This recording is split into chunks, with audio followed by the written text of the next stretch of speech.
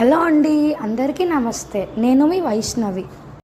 పౌర్ణమి సందర్భంగా ముత్యాలమ్మ గుడి దగ్గర చాలా అంగరంగ వైభవంగా దీపాలు అయితే మాత్రం చాలా బాగా వెలిగించారు. చూడటానికైతే మాత్రం రెండు కళ్ళు చాలా లేదండి నాకైతే.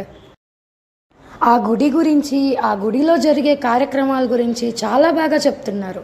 మీరే వినండి.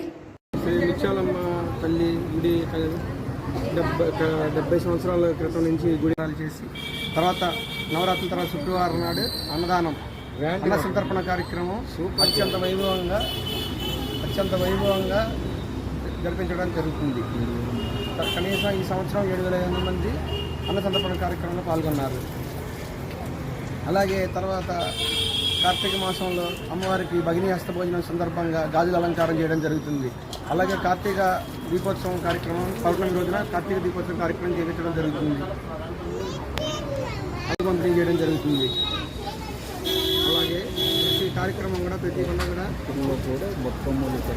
తెలంగాణ నవరాత్రుల్లో బతుకమ్మ కార్యక్రమాలు, సద్దుల బతుకమ్మ, ఎంగిలిపూ బతుకమ్మ కార్యక్రమాలు తెలంగాణ సాంప్రదాయం ప్రకారం ఇక్కడ చేయడం జరుగుతుంది. బోనాలు అలాగే ప్రతి ఒక్క కార్యక్రమం కూడా ఘనంగా నిర్వహించడం జరుగుతుంది.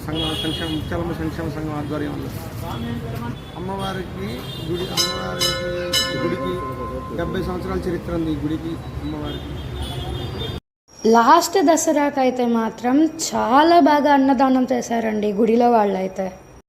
జనాలు వస్తానే అన్నారు, లేదు అనకుండా పెడుతూనే ఉన్నారు.